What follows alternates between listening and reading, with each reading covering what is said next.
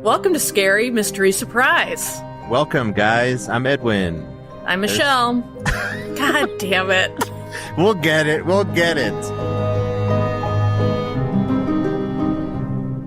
So, what do you think of this, by the way, Michelle? What do you think of Annabelle? What do you know? I didn't know a lot. I stay away from scary dolls. I'm not like a huge fan of a demon-possessed doll. It's not like my go-to scary comfort show, I'd have to say. You but don't like them. I don't like them. And in fact, I thought it was funny when you had...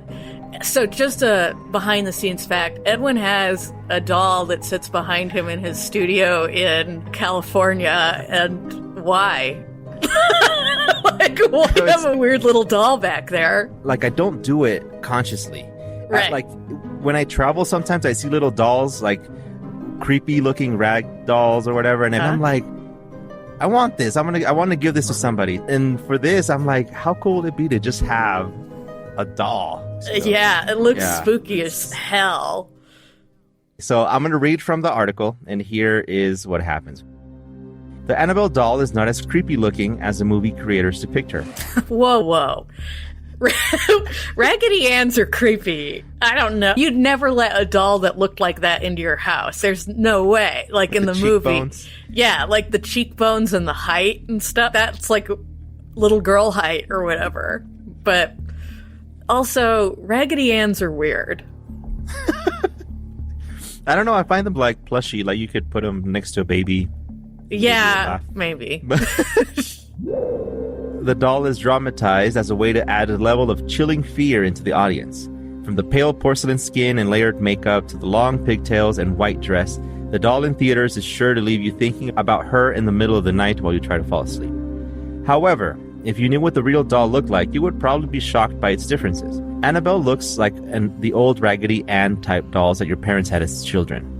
She has red hair made of yarn, big black eyes, a triangle nose, and a giant eerie smile across her face. It's like a creepy ginger doll. It is.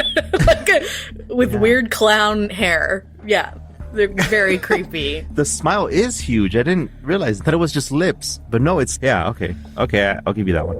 Perhaps what makes her just as creepy is knowing what she has done, despite how innocent she looks. I love how sinister that sounds. Yeah.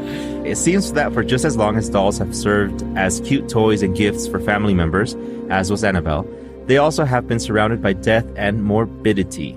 Let's go back all the way to the Victorian era, a time where many children never lived to see adulthood, and introduce you to mourning dolls. Victorian mourning dolls. Oh my God. It just gets worse and worse.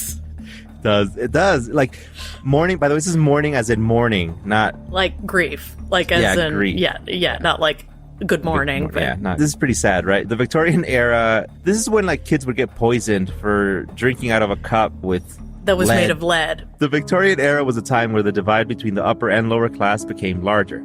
Therefore, only certain families that could afford to would start to make mourning dolls. Dealing with the death of an infant or a child can be next to impossible, so they would start to make these dolls as a way to cope with their loss. It would be placed on the casket during the wake and funeral, and even some people would take it home and care for it like a real child.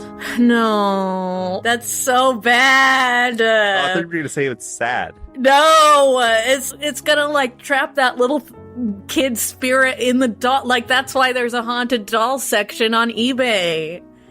Wait, there's a haunted... There's a section for haunted dolls? It's just, there's a haunted section on eBay. You can buy a Dybbuk box if you want. You can buy a haunted object if you want. Not only were the dolls life-sized and sculpted with wax or round sand weights to add a real-life effect, they were also made with a deceased child's real hair and clothes. Of course. Totally normal. Totally normal to care for your wax dead child now. Apparently, the size and the weight of the dolls just wasn't realistic enough. Oh, yeah. Complaints? They had complaints about it? So that's why many people still seem to connect dolls to real children, as is Robert the doll, who was named after its owner, Robert Eugene Otto. He grew up with his family in Key West, Florida, and they gave him the doll as a gift sometime during the early 1900s. The boy instantly took a liking to the doll, and they became best friends. After some time, though, the family began to have mysterious events happen in the house. the boy would start to blame all of his misbehavior and wrongdoings on the doll. The family said that the doll started changing positions on its own when no one was in the room. God. The worst thing was when the parents stating that they would hear their son having conversations with the doll in his room and a different voice responding to him. Is that where the Robert the Doll story ends on that? Because I heard about how when he grew up, he gave Robert his whole room to live in. What? Well, yeah. From what I see here, there's like a little short paragraph. After Robert Otto passed away in 1974, the doll was named after him and was donated to the East Martello Museum for safekeeping. Because his wife was so pissed that Robert had its own room and it would move and stuff, and she was so creeped out by it that they donated him to the museum. Wait, really? Yeah. Yeah, he got married and gave a doll its own room, which seems to be its own issue. The doll could have just not been haunted, and it's still a guy giving a doll its own room in a house. Okay, that is creepy. And it makes me a little more suspicious of what was going on. Maybe it was the guy making his different voice responding to him. Okay, so now it's in the museum, sitting there surrounded by letters of both apology and admiration. It is said that the guests who are rude or don't ask permission before taking this picture experience a great misfortune. Okiku, the living doll. Much like Robert, another supposedly haunted doll that is cared for and on display is Okiku or Okiku. She is a female doll that was given as a gift in 1918 Japan by a young man to his little sister. Sadly, though, the young girl ended up dying a year later from the flu. Grief-stricken, the family made a shrine in her memory where they laid out the doll. But soon they began to notice that the doll's hair was growing, which should not have been happening. I like that. I like that. Yeah. It shouldn't have been happening. It 100% should not have been happening. So they ended up giving it to the Menenji Temple in Hokkaido, Japan, to be cared for even to this day. So it's still in Hokkaido, Japan. Interesting. The Curse of Harold. Even in a much more modern age, it seems that haunted dolls keep appearing no matter where we turn. Take Harold, for example, a doll that came from none other than eBay. Ooh, there you go. See, there you go. He was put up for auction in 2003 by a man named Greg, and his friend Kathy ended up purchasing it from him. So, like, his friend... what follows his eBay account? It's like, why didn't they just do that off the books? Why did they have to do it on eBay? They pay commission when you don't have to. Okay, somebody should tell. That's the scariest part of that story. Yes. Why did they do that? Yeah, poor Kathy. Apparently, once Kathy purchased the doll, strange things started happening in her life that she locked it away. Not even a year later, she put it out for auction again in 2004 because she could no longer deal with Harold plaguing her life. According to the current owner, she said that while she didn't believe the doll was haunted, she did believe it was cursed. What's the difference? The one would be like, there's something living in the doll that would be haunted, but then cursed would be like your life is like all bad things start to happen in your life for him. Yeah. Okay. This is because in the 6-month span that she had the doll before locking it away, 2 of her friends ended up perishing tragically.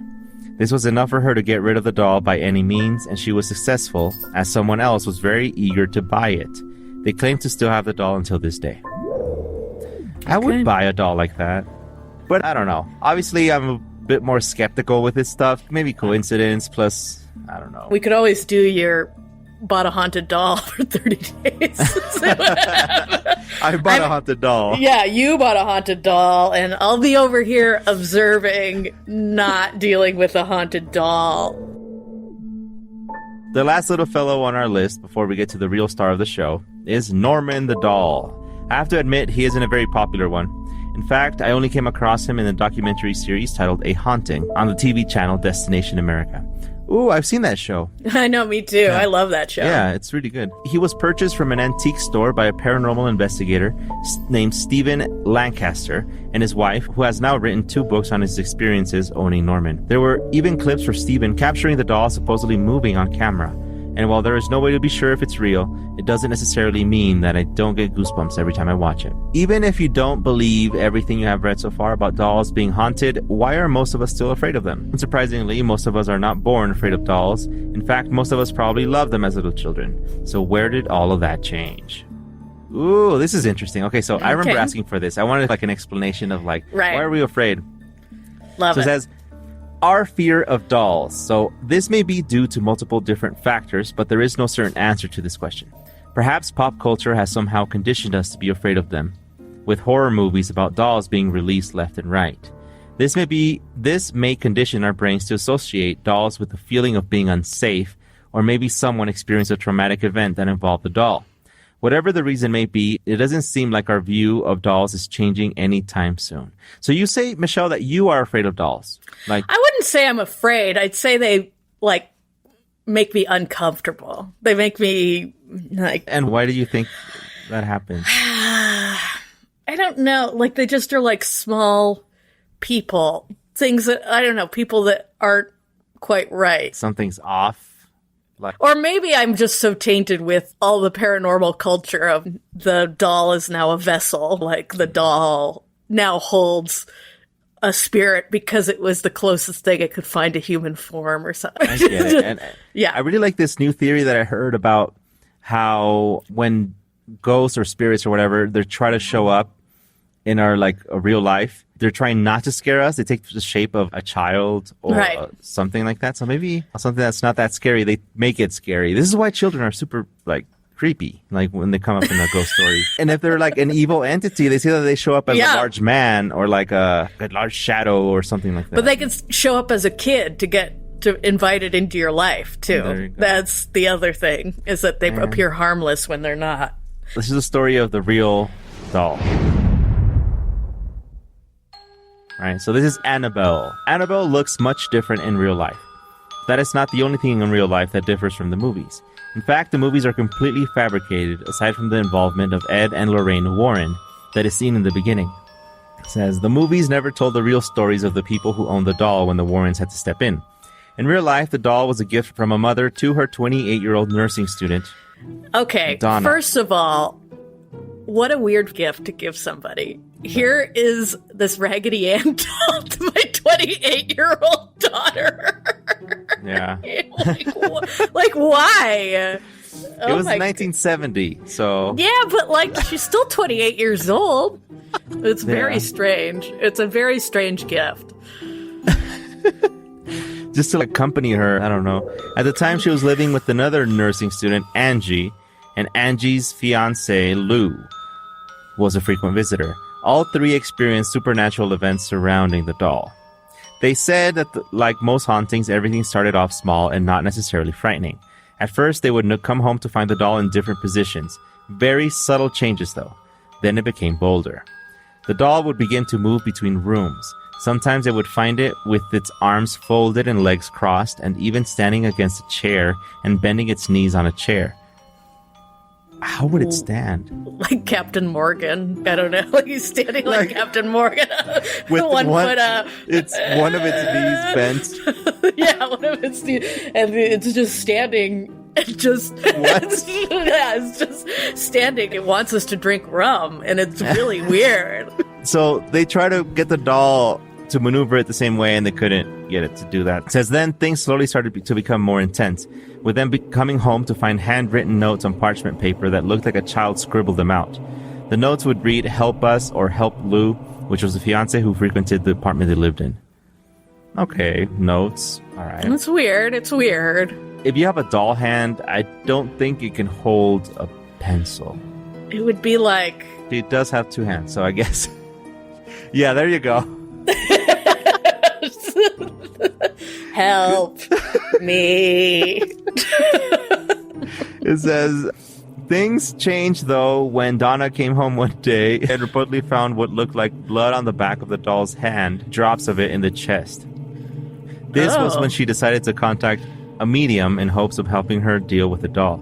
Instead of getting rid of the doll, they contacted a medium. Dummies. Amateur hour over here. God. Amateur hour. The medium decided to hold a seance in the apartment with them and said that the spirit of a 7-year-old girl named Annabelle was stuck there because the grounds of the apartment had been where her body was discovered many years ago. The little girl asked for them for permission to live in the doll, and since the young woman felt bad for her, they agreed. These people. But it ended up being one of the worst decisions of their lives. Surprise. So, that's a scary mystery surprise right there. What would you do, Michelle? A little girl. She's crying. No, She's sad. I'm not letting her live in my doll. My doll's private. She can't live in my doll. She can't live there. But she's crying. I don't care. I don't care. She can move on. She can do a lot of things. She can't live in my doll. That's just a fact. She's not allowed. It's a private space. It is. I would have just gotten rid of the doll. Yeah. Or said yes and then gave the doll away. God, I would have just dumped that thing at the Goodwill so fast. Like, just taking it. eBay listing. Yeah, eBay listing it. Raggedy Ann moves on its own sometimes. It says, one night, Angie's fiancé Lou had never liked the doll and always felt uncomfortable around it. He had constantly tried to warn them about it too. One night while he was staying there, he awoke from sleep and was unable to move. He then saw the doll at his feet and slowly climbed up his body and onto his chest, where it proceeded to strangle him until he blacked out. Until this day, he swears it wasn't a dream. This wasn't the only time Lou was attacked, though, as Annabelle seemed to have her eyes set on him, because he knew all along something was wrong with her. One day, while in the apartment, Lou and Angie heard noises coming from the room next to them. Lou told Angie that he should check it out. When he entered the room... I was going to say that she should check it. That's noble of him, even though he's the one being harassed by the demon doll. Right. See, Angie right here is the bad guy. Yeah, Like, Angie's a bad girlfriend, a bad partner. when he entered the room, he found Annabelle sitting on the floor in the corner. While walking toward her, he felt something behind him, but when he turned around, no one was there. Ugh. Suddenly, Lou fell to the floor in pain, and they found 7 claw-like scratches on his chest. What was even Damn. weirder was that they reportedly healed within only 2 days, which is not scientifically possible. Then it didn't happen? Interesting. After this, the 3 of them could not take any more and ended up contacting the local church, who then contacted the Warrens to come look at the doll. Okay, so the church... I thought the church... The church was like, no thanks, let's just... no thanks, we're not dealing with this Raggedy Ann doll. We'll get the Warrens out here. The Warrens then informed them that the doll was being used as a conduit for a demonic entity, and there was never a little girl. It pretended... See, told you, there's never a little girl. There's never a little girl. Never. Oh, man, I would have fallen for that, yeah. I would have said, yeah, you can live in the doll. It's fine. No, never. You never say yes. Never say yes to children in general. Never say yes to dead children. God. Why don't you know this? Never say yes to children in general. Never. It says they pretended to be a little girl in order to gain their trust and fool them. Unsurprisingly, they told the priest to exorcise the apartment, perform a blessing on anyone living there, and took Annabelle home with them in order to protect everyone else from the evil. So after all this, I am sure many people are concerned about where she is now, and if we are truly safe from the demonic doll. Well, much to everyone's relief, she is still safe and sound in the same place as she has been for decades. The Warrens Occult Museum, and they're managed by their daughter and son-in-law. Cool. She sits there day and night in a glass box made from holy objects and is blessed every week by a priest. On the front of the box reads a sign warning people to never open the box, aside from those trained to do so for the blessings. So you have to be trained to handle the doll. Even Lorraine Warren said when she was alive that she never liked to make eye contact with Annabelle. Sadly, not everyone heeds the warnings surrounding Annabelle, as such one man who visited the museum. During a tour Ed was giving, the man began taunting the doll and challenging it. Eventually, Ed kicked him out, and the man took off on his motorcycle with his girlfriend. On their way home, their motorcycle crashed, and the man died instantly. Well, no matter where we go, we can never escape the evil that exists in this world, but we can listen to those who warn us. It is the same for dolls. We can never get rid of dolls because they will always have a place in this world. From the mourning dolls to sweet gifts that slowly turn into a sinister waking nightmare, Let's just hope that they never fall into the wrong hands. Do you want to hear a little bit about the history of the Raggedy Ann? Yeah. Because when I found out it was a Raggedy Ann doll, I felt triggered because I remember receiving a Raggedy Ann and Andy doll from my grandparents and definitely not wanting one. You looked it up. I looked it up, and I like a combination of Wikipedia and some articles in the I think it was like the Philadelphia Today or something like that. Mm-hmm. But the Raggedy Ann doll was created by Johnny Gruelle, who was an illustrator back in, I think he was born in 1880. So right at the turn of the century, he had a daughter named Marcella, and basically he went into his mother's attic and he remembered this doll that had been up there that his mother had maybe made his sister or something like that, but it didn't have a face. And so he drew this face on it, the iconic Raggedy Ann face, and gave it to his daughter Marcella, and then proceeded to write all these stories about Raggedy Ann. And then Raggedy Andy was invented a little while after, but Raggedy Ann was first. But so there's a couple different versions of what happened next. So Marcella she was 13 and she was vaccinated for smallpox at school without being given permission by her parents. They just did it without getting permission. There's like a few different stories is that either the vaccine was contaminated or the needle was contaminated because she died of an infection. No. Yeah, when she was 13. And there's like a bunch of different stories. There's some creepypastas about how Marcella had the doll before she died, but rumors later came out that he created the doll to be like raggedy. A rag doll is like limp, and it was supposed to have been like, it was mimicking how ill she was and how like weak she was, and it was like made in honor to her. But none of that is true. It was already being patented by the time she died. He was already taking it global. Like in the 30s, it became like a huge thing. It blew up. Like the Raggedy Ann stories sold like 3 million copies in that time. I don't know if the original doll still exists. I couldn't find any proof of that, but like original like Raggedy Ann and Andy's are like expensive, like from that time. Like they're, I think, pretty rare toys, which I really don't understand because I don't want that. Literally, I remember getting those and being 5 years old and being like, ugh, what the hell is this? Just what the hell? So even back then, you didn't like dolls. I would have gotten rid of the doll, like I said. Yeah, of course. I think that makes the most sense. Just get rid of get rid of the doll before it even becomes. If your mom gives you a present, gives you a 28-year-old a Raggedy Ann doll, get rid of it immediately. Just like, she shouldn't have even brought it into the house. She should have just been like, Mom, I'm 28 years old. Why did you just buy me this? So that was the story of Annabelle. Pretty creepy story. All right, so that ends today's episode. If you have an idea, something that you want to share, something that you want us to talk about, be sure to send us an email. It'll be in the description of this episode, or find us on social. Links will also be there as well. Follow us wherever you get your podcasts and rate and subscribe. It really helps a lot. Tune in next week for Scary Mystery Surprise. For our Scary Mystery Surprise. What's it going to be about, Michelle? That'll be the surprise, won't it? Ooh, okay. Cool. All right, we'll see you guys later. Later.